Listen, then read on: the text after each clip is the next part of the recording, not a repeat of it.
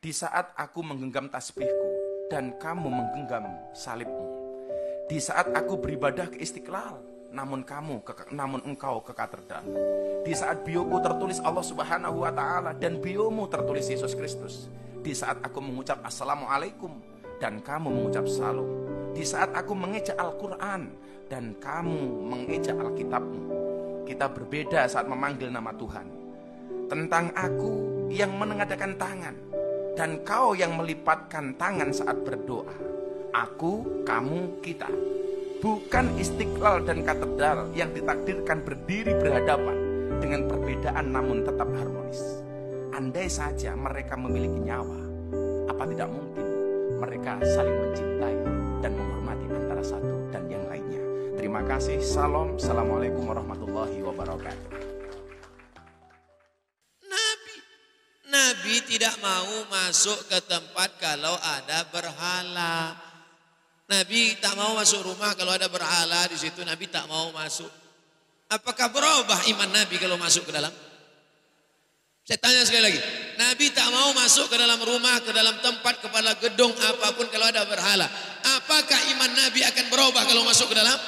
Tidak. Kenapa dia tak mau masuk? Kita ikut sunnah Nabi apa ikut sunnah orang? Sunnah Nabi. Saya ikut Nabi. Kalau ada di antara ibu yang mau ikut orang, silakan. Saya ikut Nabi Muhammad SAW. Kiai Haji Hasyim Asy'ari memberikan fatwa tidak boleh ikut-ikutan masuk ke gereja. Bahkan beliau menghukumi siapa yang ikut ke sana mengatakan mizayyim, bahkan sekedar mengenakan simbol-simbol, pakai topi dan sebagainya, fahuwa kafir, maka ikut dalam kekafiran mereka.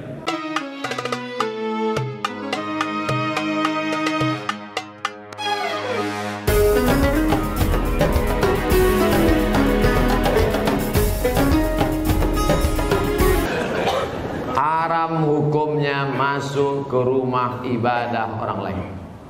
Haram. Saya tak nonton film ini sampai habis. Baru menengok trailernya. Tapi di dalam itu yang bisa saya komentari, pertama masuk ke rumah ibadah.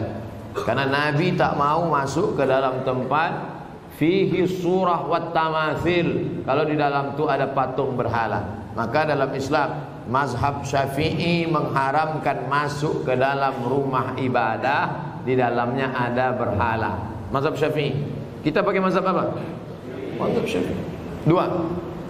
Tentang masalah laki-laki perempuan berdua-duaan tak mahram. Anak-anak. La yakhluwanna rajulun ma'amra'atin illa ma'adhi mahramin. Oleh sebab itu maka kita jaga anak cucu kita dari perbuatan-perbuatan maksiat. Bahwa ada misi-misi sesuatu di balik ini semua, wallahu a'lam bishawab. Kita akan diminta tanggung jawab di hadapan Allah Subhanahu wa taala. Islam tak perlu diajari bagaimana berinteraksi sosial dengan saudara kita non muslim. Karena kita sudah lama bertetangga, apalagi orang Tanjung Pinang. Seandainya orang Tanjung Pinang ini ekstrim, tak akan ada orang Tionghoa di Tanjung Pinang, betul? Kita semuanya bisa menerima, siapapun yang datang semua bertetangga, berkawan, bersahabat. Tapi kalau sudah dalam masalah ibadah, ritual, tak ada tawar menawar. Wala ana abidum ma'abatum wala antum abiduna ma'abud lakum dinukum. Ini sekarang banyak yang tak bisa membedakan kebablasan, tak bisa membedakan mana toleransi, mana tolerasin. Harus bisa dibedakan. Jangan karena toleransi mengorbankan keyakinan akidah anak-anak kita, nauzubillah. Dan orang-orang yang pernah di pesantren pun ketika menonton itu, ini bukan anak pesantren. Anak pesantren tak begitu. Yang mengatakan gereja, pura, candi, kuburan, bahkan diskotik tak akan mengubah akidah kita selama iman kita kuat. Ini kata siapa? Kata manusia. Saya ikut kata Nabi Muhammad sallallahu alaihi wasallam. Yang diikut ini manusia biasa apa Nabi? Nabi tidak mau masuk ke tempat kalau ada berhala. Nabi tak mau masuk rumah kalau ada berhala di situ. Nabi tak mau masuk. Apakah berubah iman Nabi kalau masuk ke dalam? Saya tanya sekali lagi. Nabi tak mau masuk ke dalam rumah, ke dalam tempat, kepala gedung apapun kalau ada berhala. Apakah iman Nabi akan berubah kalau masuk ke dalam? Tidak. Kenapa dia tak mau masuk? kita ikut sunnah Nabi apa ikut sunnah orang? Sunnah Nabi. Saya ikut Nabi. Kalau ada di antara ibu yang mau ikut orang, silakan. Saya ikut Nabi Muhammad SAW. Marah Ustaz? Enggak, memang gitu setelannya. Ya, kita toleransi aja, nggak apa-apa. Kamu ibadah di sini, saya di sini. Kamu kamar sini, saya kamar sini. Tapi ketika berdoa di sini mengingkari, ya, yang itu nggak benar, ini yang benar. Ini mengatakan itu nggak benar, ini yang benar. Nggak akan maslahat kehidupannya. Ya. Makanya kata Buya Hamka dulu, kata Buya Hamka, sesungguhnya orang-orang, maaf, yang terjebak dengan kemunafikan tingkat tinggi, yaitu orang yang hadir pada ibadah agama umat lain. Itu hipokrit paling tinggi kata beliau. Karena dia datang pada satu acara, hatinya mengingkari. Kok bisa hati orang mengingkari datang pada satu tempat yang ada? Ya. Anda diundang ke satu tempat, tapi Anda nggak suka dengan acaranya, segalanya Anda ingkari itu, tapi Anda hadir di situ, kan aneh itu. Ya. Itu paling aneh. Ya. Makanya pendiri Nahdlatul Ulama, Kiai Haji Muhammad Hashim Asy'ari, itu pernah menulis kitab. Beliau punya 19 kitab. 19 kitab. Dari 19 kitab ini, kitab keduanya namanya judulnya Risalah Ahlus Sunnah wal Jamaah. Halaman ke-14, paragraf yang pertama, baris 1 sampai dengan 4. Posisi paling kanan sebelah atas. Di kitab ini, itu disebutkan Pak Ibu sekalian. Kalau Anda lihat di halaman ke-9 ya, itu judulnya tentang Faslun Awwalu Dhuhuril Bid'ah fi Ardi Jawa. Pasal yang menerangkan tentang awal munculnya bid'ah di tanah Jawa. Bid'ah yang dimaksudkan bukan bid'ah fikih, bukan, tapi akidah. Jadi aliran sesat. Ya, aliran sesat. Kata beliau, wantisyaruha fi ardi Jawa wal mubtadi'ina fiha, dan penyebarannya di tanah Jawa, di pelosok Jawa, dan orang-orangnya, tokoh-tokohnya. Itu begitu menyebutkan kalimat pertama, kata beliau, adalah penduduk Jawa itu seluruhnya. Seluruhnya itu ahlu sunnah wal jamaah. Ahlu sunnah wal jamaah. Tapi tibalah kemudian di tahun 1330 Hijrah. Alfun wa thalathimi'atin wa thalathina hijriyatan. Tiba-tiba entah dari mana masuk paham-paham ke Jawa, merubah keadaan-keadaan ahlu sunnah itu. Bahkan ada penyimpangan-penyimpangan. Ya. Halaman 10-nya paragraf kedua baris 1 sampai 3, posisi paling kanan sebelah bawah. Di antara aliran menyimpang itu, ini bukan kalimat saya, tapi saya bacakan kembali dari kalimat kitabnya. Wa minhum rafidhiyuna. Di antara aliran menyimpang itu yang bid'ah itu ada aliran Rafidah. Rafidah itu nama lain dari Syiah. Ya, disebut Rafidah dari kata rafadha, artinya menolak. Karena Syiah itu menolak kekhalifahan Abu Bakar, Umar, Uthman. Ya, mereka katakan Ali yang berhak. Itu disebut oleh Syekh Hasim yang mendirikan Nahdlatul Ulama tanggal 31 Januari 1926. Itu aliran menyimpang. Dulu nggak ada Syiah. Tiba-tiba muncul kata beliau.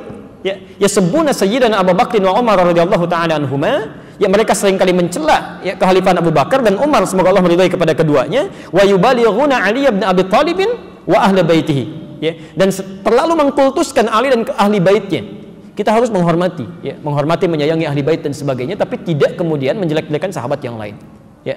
Tapi yang menarik di halaman 14, Masya Allah, Anda bisa pastikan, kata beliau, bahkan ditemukan ada orang-orang ya, yang ikut-ikutan ilal kanais, maaf ya, ke gereja.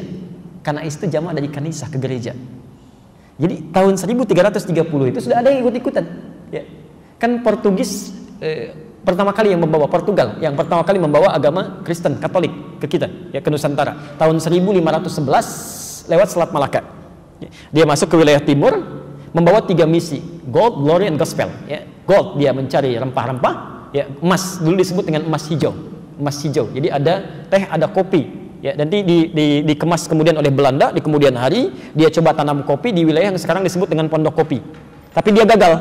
Ya, lalu dia pindah ke daerah ke Pariangan, ya, Periangan, ke daerah Bandung ke sana, dekat sedikit ke Malabar, berhasil di situ sampai ekspor pertamanya itu nomor 2 setelah Yaman. Ya, Yaman punya Arabica saat itu. Kemudian ekspor keduanya sama dengan Yaman, ekspor ketiganya melebihi Yaman.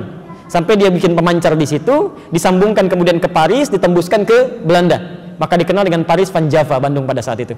Nyambung, ya. Makanya kalau Anda ke Belanda atau ke Eropa mengatakan I want a cup of Java, ya, I want a cup of Java, itu minta kopi. Blender kopi sampai sekarang ada, ya. Sebagian kemudian diambil dari Pagar Alam yang Palembang ke sana, ya. Makanya Anda akan temukan, dan biasanya itu kopinya Robusta, daerah-daerah sana, diambil dari sana, ya. Itu saya baca. Jadi di kakak kami waktu ke Leiden itu tadi tentang kopi, kita diskusi, bawa, ya, sampaikan. Nah, itu poin-poin yang hadir ke kita. Saya sambungkan dulu. Kenapa nyampe ke kopi? Jadi Portugal bawa itu gold, glory, dia mencari ekspansi penjajahan, gospel, dia bawa kepercayaan dia, Injil. Ya. Dia datang kemudian dia sebarkan. Apa yang pertama dilakukan itu bangun tempat ibadah. Dalam bahasa Latin, bahasa Portugis disebut dengan igreja namanya. Igreja. Lisan orang kita kan kadang suka menyingkat ya, merubah berdasarkan perjalanan waktu. Igreja menjadi gereja. Di gereja itu bukan bahasa Indonesia. Dari bahasa Latin asalnya igreja. Bagaimana cara ibadahnya? Pertama mereka datang ke situ itu 2 hari setelah orang Islam ibadah. Di orang Islam umumnya hari Jumat mereka ke masjid. 2 hari setelah itu mereka berangkat ke igreja. Ya. Nah, cara menyembah orang-orang Katolik nih sampai sekarang itu nggak langsung menyembah Tuhannya lewat perantara. Jadi kalau mau ditebus dosanya datang kepada Bapa, gitu kan, minta pengakuan dosa dan sebagainya. Disebut dengan Santo. Pada saat itu yang disembah Santo Domingo. Jadi ketika berangkat ditanya mau kemana mereka, nyembah Santo Domingo ke igreja. Santo Domingo. Lisan orang kita senang menyingkat. Santo Domingo menjadi Minggu sampai hari ini. Tidak pakai o.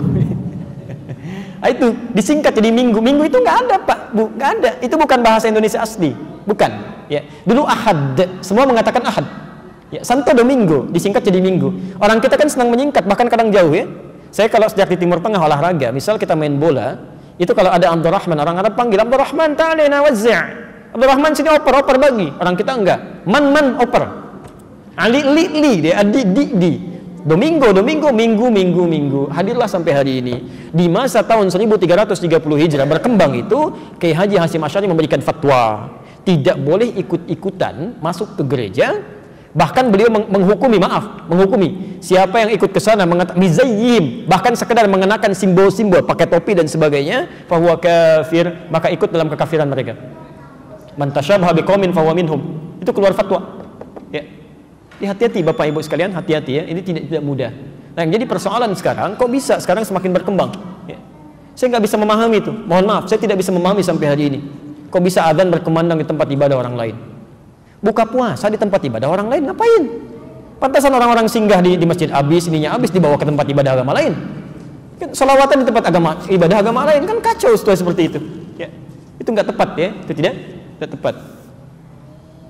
Turunlah kemudian ayat ya, Quran surah kedua ayat 208 itu. Ya ayyuhalladzina amanu dukhulu fis-silmi kafah. Hei orang-orang yang telah menyatakan dirinya beriman, kalau sudah muslim ikuti ketentuan Islam secara menyeluruh. Jangan setengah-setengah. Salatnya sesuai Nabi tapi lisannya nggak sesuai Nabi, gitu kan? Pandangan matanya nggak sesuai Nabi atau masih ikut-ikutan kepada yang lain. Termasuk maaf misalnya Nabi dulu, Nabi Muhammad, itu yang tadi Quran surah 17 ayat 73 sampai 75 itu. Kan saya belum tuntas tadi nerangkan itu. Malam-malam datang proposal mengajukan beliau untuk ikut-ikut nyembah kan. Itu ketika turun Al-Kafirun pada pulang, tapi nggak putus asa Pak. Besoknya ngajak lagi. Ketika Nabi subuh-subuh ke Hajar Aswad, ya, ke Ka'bah. Itu datang salah satunya mengatakan, Muhammad, gini, nggak usah nyembah deh. Yang kayak tadi malam, hormati aja. Minimal kita saling penghormatan lah. Kamu pegang aja lah ini. Kan dulu di sekitaran Ka'bah masih ada tuh ya. Patung-patung itu, kamu pegang aja, nggak usah disembah, nggak usah, cuman pegang aja begini untuk menghormati kita. Itu hampir terjadi pergolakan dalam jiwa Nabi. Ya, Nabi sampai mengatakan, ini kan saya cuman megang aja, kan? Dalam jiwanya itu, cuman megang aja, tidak akan berpengaruh apa-apa. Dengan seperti itu justru nanti saya akan lebih lapang ibadahnya. Tiba-tiba ketika lintasan itu ada dalam pikiran, kemudian sebelum itu terjadi, nah ini sifat maksum. Maksum itu dijaga dari berbuat salah. Turunlah wahyu di Quran surah 17 ayat 73 sampai 75 itu. Wa in kadu la yaftinunnaka 'anil ladzi auhayna ilaika ghairah. Hampir ya ada orang yang bisa mempelesetkan engkau untuk berpaling dari tuntunan wahyu kami. Itu hampir sampai kemudian turun ayat itu. Sampai mengatakan jangan sampai tersentuh, kalau itu kejadian akan ditimpakan dhi'fal hayati wa dhi'fal mamat. Siksa berdua kali lipat. Nyentuh aja nggak boleh, apalagi bersih-bersih. Itu ada anak-anak pakai kerudung, anak-anak SD, anak-anak SMP, diminta bersih-bersih tempat ibadah orang lain. Allah, dosanya banyak itu. Tolong anak cucu kami jangan dibawa seperti itu ya. Tolong jangan dipelesetkan itu. Kalau Anda mau ingkar aja sendirian, jangan ngajak-ngajak orang lain. Itu pun kami doakan supaya bertobat itu kan. Jadi tolong jangan mengajak kemaksiatan. Kalau nggak paham agama, berkonsultasi. Jangan mengajak orang lain melakukan kesalahan yang fatal. Itu kasihan anak-anak pakai kerudung, masih SD, ada yang SMP, dibawa ngelap-ngelap tempat ibadah orang.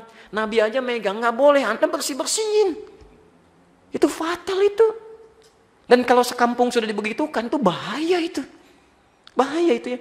Harus diingatkan ya, ulama-ulama setempat mesti mengingatkan itu, mesti mengingatkan dan sebagainya. Ya. Jadi jangan sampai kebaikan-kebaikan dunia mengalahkan nilai-nilai akhirat. Itu fitnah paling besar itu. Ujian terberat itu. Ujian terberat itu datang dari orang baik yang menyimpang. Itu paling berat. Ya, orang yang kelihatan baik tapi menyimpang itu paling berat. Sehingga ketika akan diluruskan ya sudah pada ngasih duluan. Ya kan sudah dibiayain, sudah dibeasiswain. Jadi sulit nolaknya. Itu yang berbahaya itu. Allahu Akbar, itu masih biasa Pak, apalagi Dajjal yang turun. Dajjal yang turun. Dajjal itu Allahu Akbar ya, nunjuk ke langit hujan, turun hujan. Nunjuk ke tanaman mati dia tuh. Jadi kalau yang kecil aja belum kuat, apalagi yang besar-besar. Yang kecil-kecil tuh baru handphone, ini uang. Itu baru yang kecil-kecil. Udah 10.000 orang, apalagi Dajjal beneran yang turun. Jadi kalau yang kecil aja Anda belum bisa menjaga kekuatan iman, apalagi padang dahsyatnya itu. Hati-hati. Ayo keluarga dibina dengan baik ya. Tuntunan Rasul itu dilihat. Makanya lakad. Jangan pernah ragu dengan tuntunan Rasulullah SAW. Ya Nabi dulu aja nggak ragu gitu kan. Itu baru 2 kalimat tuh lakad. Hadisnya belum dibaca. Itu baru ayatnya tuh. Ya.